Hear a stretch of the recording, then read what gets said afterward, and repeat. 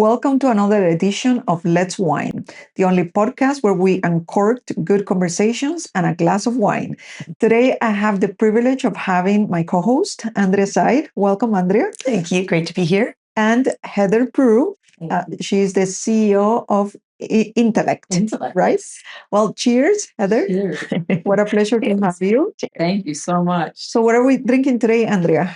This is a good Pinot Noir. This is a what is it? Oh yeah, the Meiomi. We're drinking the Meiomi Pinot Noir, which is actually a very big go-to Pinot Noir for me. It's easy drinking. Yep. That's great. Cheers, ladies. Cheers. Wow. Yum. That's an oaky taste, right? Pinots are my go-to when you are with people that you don't know very well yet. They tend to be easy drinking, and most people like them. So, yes, this is a lovely one. Yeah. Right. Indeed. So, Heather, we are in the framework of Plastics News Executive Forum. Yes. I know this is not your first edition. You've been here many times before.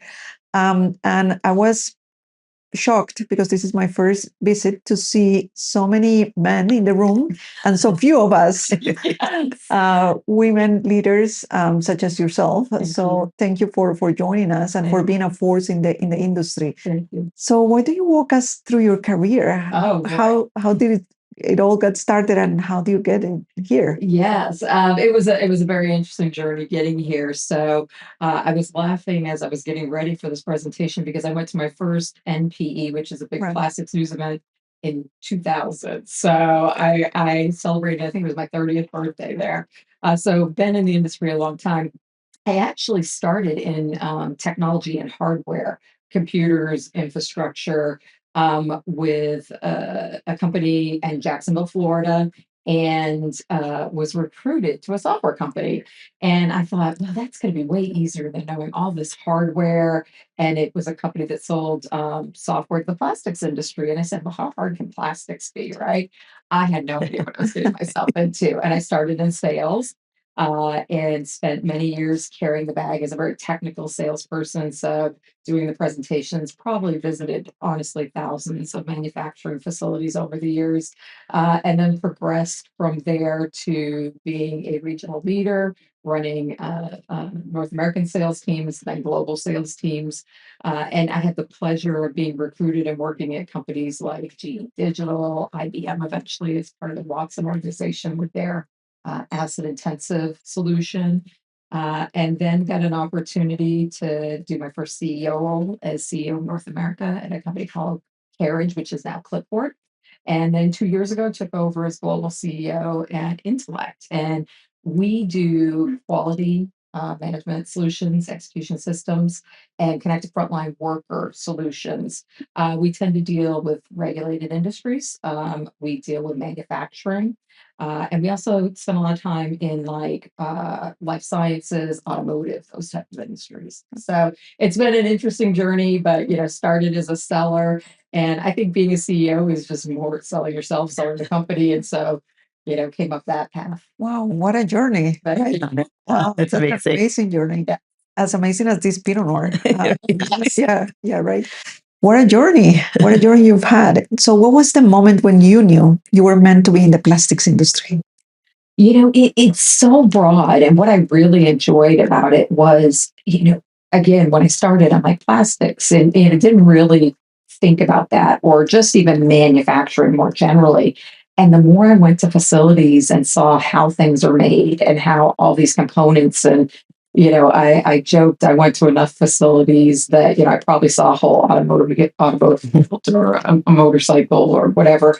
But even sitting in the room at the event we're at now, we've got people doing food packaging, you've got med device, you've got automotive.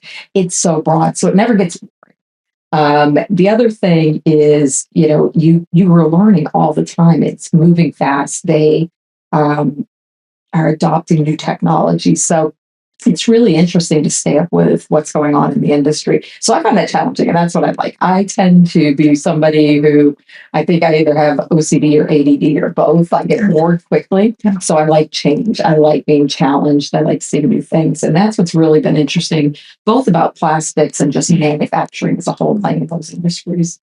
That's I can really align with that as somebody who'd been to the NPE 2000 as well, and every single one after that. It's amazing to see the change within the industry. Yes. And I think finding out how things are made that you take for granted every day is remarkable. And so when people ask me, oh, you're in the plastics industry, I'm like, yeah, we'll try to live like 30 seconds without anything that's made from plastics. It's part of our everyday. So yes, it really is. And that's what I found, just so exciting. And like I said, obviously this event is really focused around plastics, but manufacturing as a whole. The company that I'm with now, and my last couple of roles have been broader manufacturing, but one of our biggest, segments is definitely impacted by plastics because it's in everything. Right, it's everywhere. Yeah, right.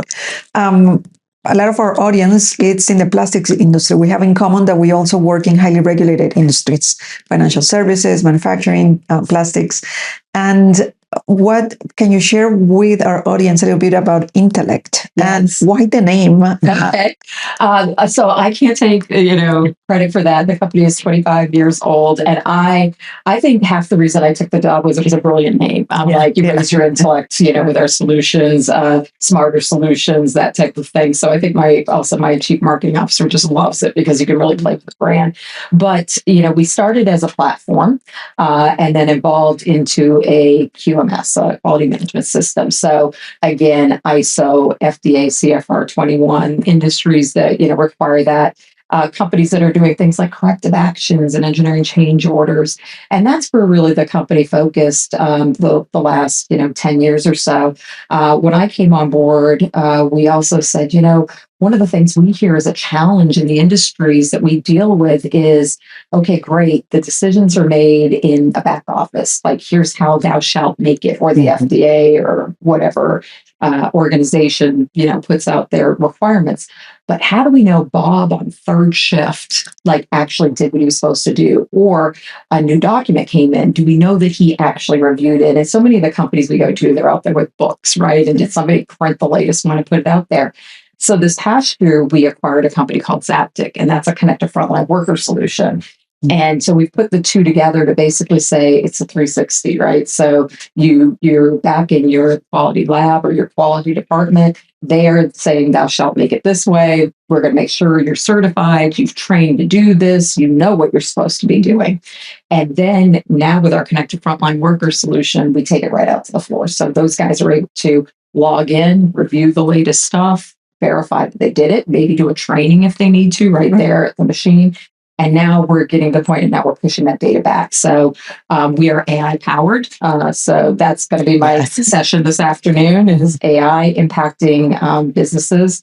I mean, nowadays, this last year has been crazy between tariffs, AI conversation, everything else going on in the world. And, there is so much opportunity for companies to embrace technology to really empower their people.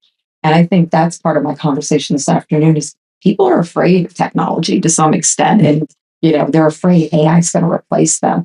Right now, we have a huge problem in the market, especially in manufacturing and in plastics specifically. 40% of the workforce is due to retire by 2030. So they can't hire fast enough. So you need to put systems in place that'll empower your people and allow people to learn faster. The other thing is the incoming employees nowadays, the younger generation, they learn differently. They were raised with cell phones, with tablets. So you need to have tools that teach them and engage with them in a way that they're used to working. So that's really our focus, what we've been embracing and what we do. So I love it because I kind of feel like it's sexy manufacturing. Yeah, right. I love that term. But you touch on leadership. Mm-hmm. You talked about disruption. You talked about AI. And I know you have your presentation coming up later this afternoon. Can you summarize for our audience what that disruption means for the industry and some of the key pointers that you'll be addressing? Well, Right now, what I would say to companies, if you're not talking to us or somebody like us, your competition is. Everybody's trying to figure out how to do it. I call it kind of the, for those of us that are old enough in the 70s, a bionic man, bionic woman, bigger, faster, stronger, era, right? Things are changing so fast. So if you're not embracing AI and automation, you're going to fall behind. Yeah. And in manufacturing, a lot of times they tend to take a bit of a sit back and wait approach. And that's not what's going on right now. I mean, disruption, AI, automation, companies are really trying to make that focus and that shift to be predictive. We hear they were in there talking, about materials, and one of the biggest things, scrap and rework. I mean, they're so expensive, and hearing about the costs that they're in there talking about and recycling, to be, aware of what's going on in the environment. If you can make a good part first time every time, I mean, that's what people strive for, because the cost of rework, the cost of recycling, it's just getting so costly that companies aren't going to be able to stay competitive. So the disruption is going from, we had preventive maintenance systems, or, for many years, machine monitoring's been around. Am I running at the speeds I should? Or am I running within the thresholds I should? But now really taking that data and saying, well, versus Sue looking at it a week later at a production report going, okay, next time we run that job, I saw this happen last time. Let's correct that.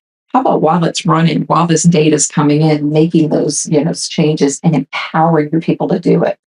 Now, the other thing is, as I mentioned, with the challenges of the workforce aging out, these newer employees coming in, getting them up to speed and giving them good tools and information so they feel empowered to make those decisions. I think that's a challenge. Again, Bob, who's been there 30 years, probably is fine, third shift, middle of the night going, I'm going to adjust the timing on this machine, or I'm going to stop and do something. Jennifer, who just came in and is 6 months into the job, probably not so much. So can we empower them, to be able to make better decisions faster? And so that's what I think disruption and transformation, get it to where things happen faster, and then give them enough information so that they feel, okay, I'm making a good decision. I'm not going to get in trouble for making this decision. Right. Wow. I love everything that you said, especially how there is not just one generation, but 5 generations in the workforce right now, and empowering some of them or retraining some of them, upskilling some of them. It's really a challenge. Absolutely. There was a LNS research. My percents are going to be pretty darn close, but they were saying pre-COVID average tenure of a manufacturing employee was like 17 years. Post-COVID, it's at 40%. 4, did you say? Yes. Wow. That shows. That's amazing. Yeah. I mean, it is such a change. So people are not only, not spending as much time in industry in job, but, they're changing. So, it's how do you train them? But also for a company, I mean, if all they're doing is training people all the time. Right. The turnover. How do you make good products? Right. So. Right. That's great. Yeah. And now let's talk about wines. What's your go-to wine? Okay. And our prior guest, we were talking about celebratory wines, right? Yes. What type of wines do they celebrate with? But what's your go-to wine? Actually, I am pretty basic. I definitely am a red versus a white person. A Pinot Noir, we always kind of have around the house because we do joke it's an easy drinking wine.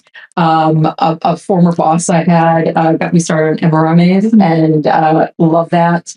And then, region wines, a company I recently worked at, had offices in South Africa. So Stellenbosch, got to try a lot of great wines. So we try other geographies too, because I believe you like a Chilean. Right? Carabiniers. Yes. Have to try that. I have not tried that yet, but yeah. So Pinot Noir, probably my, Friday night, easy weekend at home. Amarone if we're going out or celebrating, something like that. Yeah. I have family in Oregon, and that is just an unbelievable place to get some really nice Pinot Noirs too. Yes, yeah, absolutely. So I like to visit. And the wineries have just exploded there. Yes. They really went from manufacturing or growing pears to actually growing grapes, and now it's like you can't. It's coming to be like Sonoma. So the best Pinot Noirs that I've had are from the Oregon region. Yeah, the Willamette Valley, and some really nice wines there. Yeah. I wish every interview I did. Yeah. This is fabulous. Wine goes with everything. Yeah.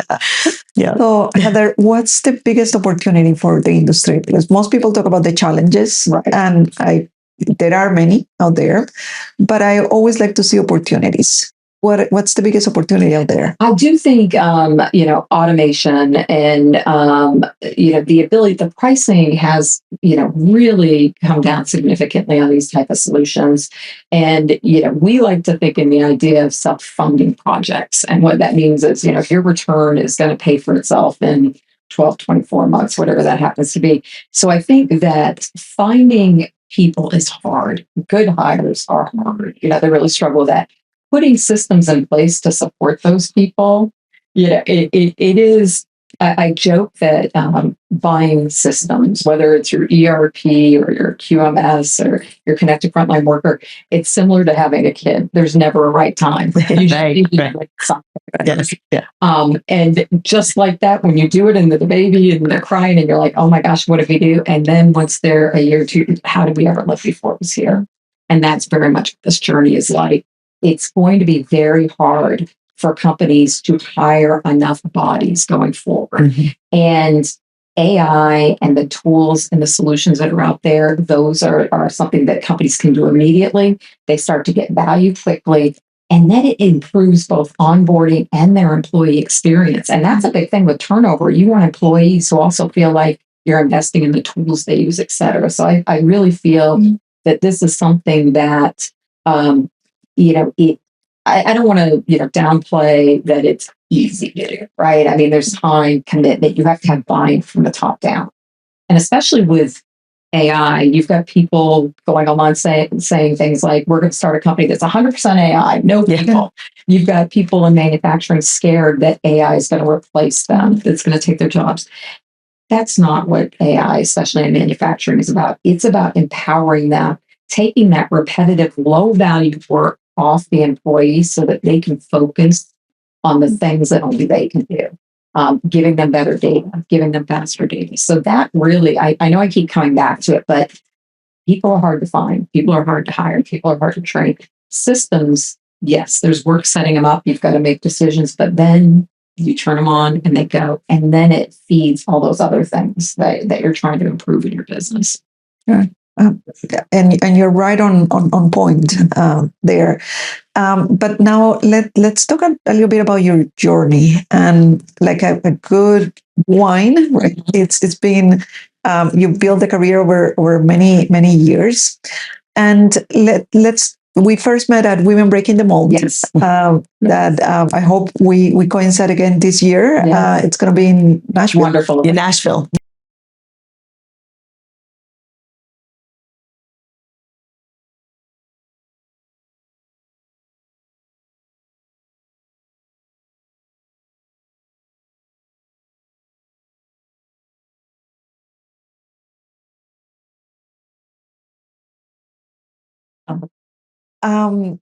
And there are very few female CEOs. What's your word of advice for other executives, female executives who are there and who want to advance their careers in the plastics industry? Absolutely. So first of all, don't ever believe there's such a thing as work-life balance. I agree. Totally agree with that. Feel guilty about something. It's a myth. It's a myth. It's a myth. You always feel guilty about something. You didn't get something done. It's about prioritizing. And so, first of all, the thing I learned quickly was we're busy. We're working moms, wives. A lot of times my husband was military. He was in the Navy. So he was gone 3 months at a time with no contact. I've got 3 sons. And so, it was a lot to juggle. And I had to learn to, when I'm feeling, am I doing the right thing? What do I need to do? will I remember this in a year, 2 years, or 5 years? And will it matter at that point? If it won't, then it's probably a small thing and let it slide to the side. Secondly, you know, what we do, I'm not a brain surgeon. Nobody's going to die if that whatever doesn't happen exactly at this moment. There are people that depend on me, and I need to make decisions that are best for the organization, my investors, my company. But sometimes people just need to take a breath, take a beat, and say, okay, hold on, let's step back and really think through this.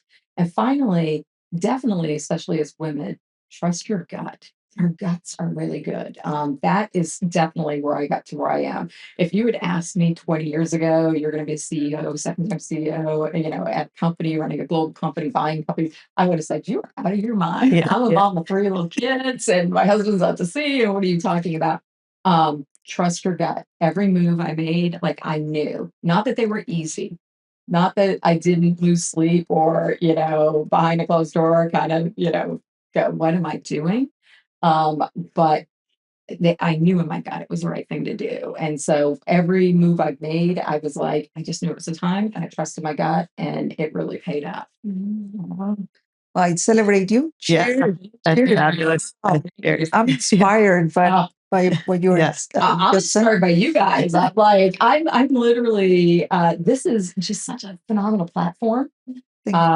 If anybody's watching this, go back and watch their other episodes. I picked up so many great tidbits from the smart women and people that you speak with. Just a phenomenal platform. So thank you for. Well, thank you. Oh, thank you. So, at Intellect, how many companies do you partner with?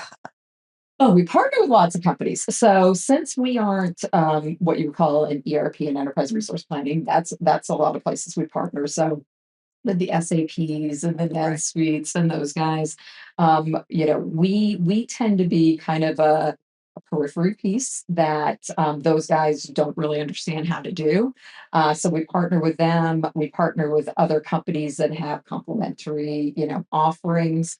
And then, partnership for me is our customers. I hate to call them partners. Customers. I like to call them partners. Yes, that's what exactly what I was referring, because I don't address clients or customers. I dislike that. I always refer them as partners. When we were just in the session, Amcor, very classic, he was up there speaking, and that's a customer that we do business with. So it was very interesting to hear him speaking about some of the things they're doing. So, I think that is something that's really important to us as an organization, is listening to our customers. And that's part of the reason we did the acquisition we did last year. Our customers were saying, this is great, we get to this point, but then it goes behind the door or out in the floor, and then you kind of lose visibility and sight and access to what's happening. So this was really listening to what the market was looking for and what our customers wanted. So we deal with tons of companies, like I said, industries like food and bev, life sciences, pharma, automotive, you name it. If they're in those industries and they're trying to control cost, quality, safety, take things to the shop floor with their connected workers. Those are all fits for what we do. Well, that's great. And how many? Can you share a number with our audience? How many? Yes. At corporate entities, probably around 200, but some of those guys have 300 locations and things like that. So and growing quickly. Lots of household brands, quite a few listed on our website. But I'm always cautious, as you know, to make sure that we've had the right approvals to share names. But lots of household brands that people use every day. That's amazing. And how big is the team? We're about 70 employees currently, and growing year over year, which is always fun. So great journey to be on. That's amazing. So there are 3 quarters of the year left. Yes. And I always like to put things in perspective. It seems like a very long time, but it's not. No. So what's in store for the next 3 quarters for Heather and for Intellect? For Intellect, we'll be bringing our Intellect IQ, our latest upgrade platform, to the market. So we're really excited about that. Adding even more AI capabilities to our solutions. So Really excited working very closely with a lot of our customers on that. So AI is just changing so fast every day. I think, my product team weekly is giving me updates on new functionality going into the solution. So really excited about that and what 2026 will bring there. And then for me, goodness gracious, growing the team, just like everybody, always looking for the right people to be adding to the team, empowering our existing employees. We have an amazing team. That is one of the things part of the reason I took the job. Wonderful culture, wonderful team that we've got.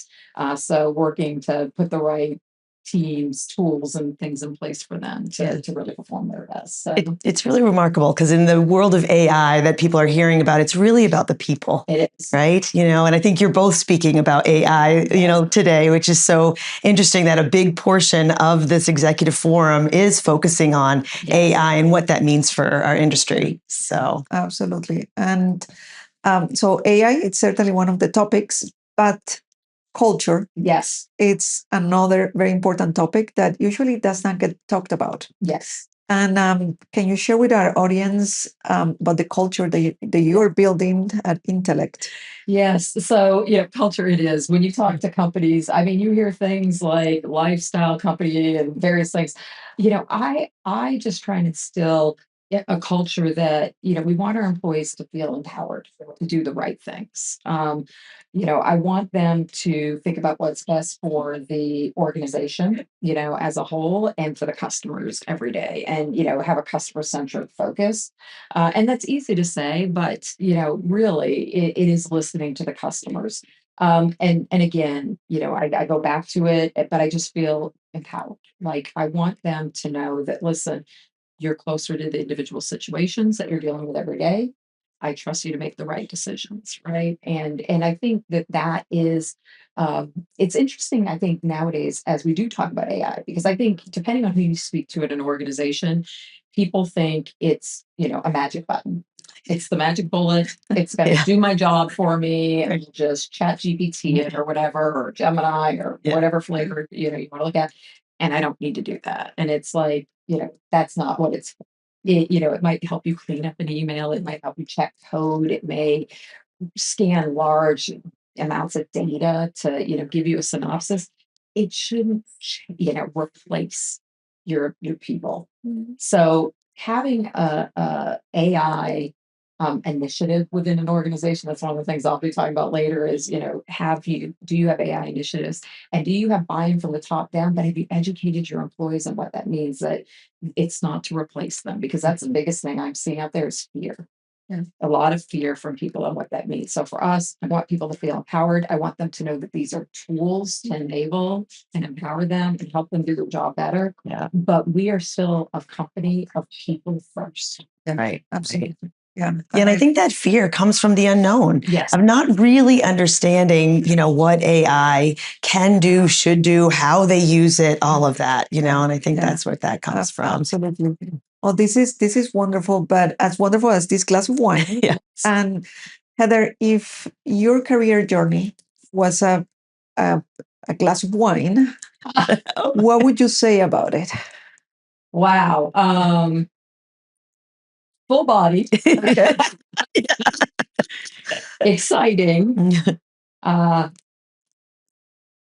I don't know if you could describe a wine as stable, but I embrace the challenge. I love the excitement, but I still want to be, I don't want it to be peaks and valleys and all over the place. I want that stability in there. So, maybe a bold red that, has a punch, but still, has a strong finish. Oh, I love it. It's perfect. Cheers to that.